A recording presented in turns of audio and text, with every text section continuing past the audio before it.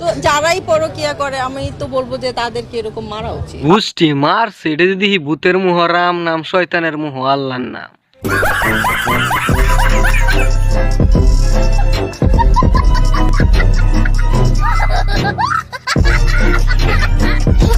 ও বন্ধুগণ এমন বলছি নতুন একটা ভিডিওতে, সো লেটস গো।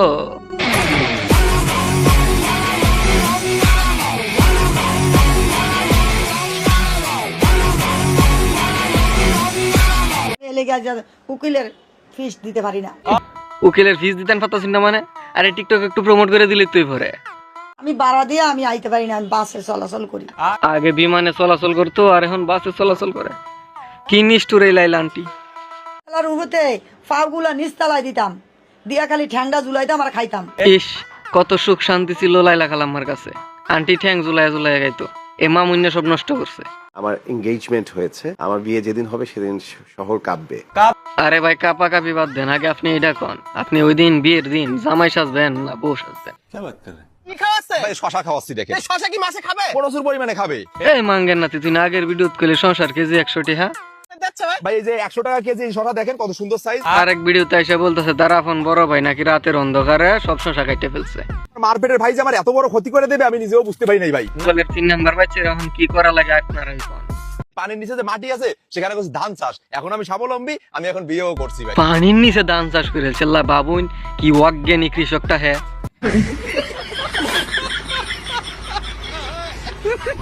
ধান উঠানো এবং নামানোর সহজ দুই পদ্ধতি। এখানে উঠানোর জন্য ক্রেন পদ্ধতি। ধান তোলার লাগে যে মেশিন বানায় হইছে কোন জানা কোন দিন না জানি মশা মারা লাগে কামান বানায়ব। ঠিক বলেছো। ভিতরে এইভাবে দেবা ধান, আর ওই একেবারে নিচে যে বস্তাবন্দি হয়ে যাবে। সোনার বাংলার সোনার ছেলে জ্ঞান পরীক্ষা করে 2 মিনিটের কাম 2 দিনে করার ব্যবস্থা করছে। একটা ক্যামেরাম্যান লাগবো, কারণ ভিডিও করা লুক পাইতেছে না। স্যার বেতন কয়টা দিবেন এটা যদি কইতেন তাইলে আমি আসিলাম আর কি চাকরি পদপ্রার্থী। তার মাসে বেতন 15,000 টাকা দেবো, খাওয়া দাওয়া আমার ভিতরে। 15,000 দিবেন ঠিক আছে আমি রাজি, কিন্তু 15,000 এর বেশি যদি দেন তাইলে কিন্তু কাম হতাম না। আমি রান্নার রও জানি না, সারা জীবনটাকে তলার কালি পরিষ্কার হইরা হন করান তার র জানে না। ওরকম ভাবে রান্নাঘরেও যাওয়া হয় না। রান্না করে যাই না তাইলে মুখের মাঝে যেমন সয়াবিন তেল লাগাইছেন কিংবা। আমি আমার বাবা মার একমাত্র মেয়ে। 2 দিনের বৈরাগী বাতের এখন না শেষমেশ এই দিনটা দেখুন লাগলো। এই বাংলাদেশের সবচেয়ে সেরা পুরুষ মনে হয় আমি। তোরা দেখলে আমাদের ঘৃণা লাগে। আইনের লগে বুইরে হিরো আলম কি করে? হিরো আলমের বয়স নাকি 50 বছর, তাতে তোর সমস্যা কি? না না না বেটার বয়স 50 না 100 হইলে আমার কোনো সমস্যা নাই, খালি আমার এই দেখুন খাড়ো নেই ঠিক তারে। তোর ক্ষমতা থাকলে তুই একটা সুন্দরী তোর পাশে বসাই এরকম ভাবে ভিডিও বানাবি। আমার ক্ষমতা আছে না, এটা আপনি আমার কাছে না এলে কেমনে দেখবেন? যদি 100 হয় তাও এরকম সুন্দরী মেয়েরা ওর পাশে বসে থাকবে। খাও হিরো আলম মনে হয় হারবাল টারবাল একটু বেশি খায়। ঠিক বলেছো। আমার পিছনে কম সুন্দর সুন্দর ছেলে ঘুরে রাখি না আপনার পিছনে অনেক সুন্দর সুন্দর ছেলে ঘুরে এটা মানলাম, এখন এই ছেলেগুলো সুদর্শন পুরুষ অ্যাডলফ খানের মতো না তো আবার। মিষ্টি ফুলও লইতে পারে, কিন্তু মিষ্টির দাম আছে। ওমা আপনি আবার দামাদামিত গেলেন নাকি? আপনার দাম দেখে আমি কি করবো? আমি তো এনে কিনতাম না। বলে আমার ব্যাপারে যে উল্টাপাল্টা কথা বলতাছে। কি কি কি কে কি উল্টা পাল্টা বলেছে আপনার নামে?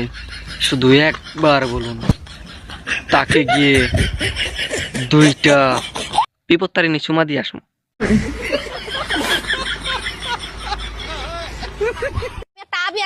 আমার একদিন একদিন বিয়া হবে। আরে ওইটা তুই বই, কেউ না হলে আমার বন্ধু আবুল্লে আছে, সমস্যা নাই। বলতেছি দেখে যে আমাদের সম্মান নাই তা না, যারা শিক্ষিত তাদের সম্মান নাই। ও মায়া শিক্ষিত মানুষ আবার আইনের কি হলো?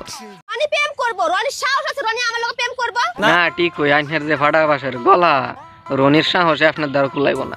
এই দুনিয়াতে মানুষ খারাপ বলবে তখন আপনি সামনে আগাতে পারবেন, ভালো বললে কখনো সামনে আগাতে পারবেন না। আমি কইলাম আপনি খারাপ, জান এবার আপনি সামনে আগায় যান, তো আমি বিদায় নিই। সো আজকের ভিডিও এই পর্যন্ত। যদি ভিডিও ভালো লাগে তো ফটো লাইক করে সাবস্ক্রাইব করে দাও। বাই।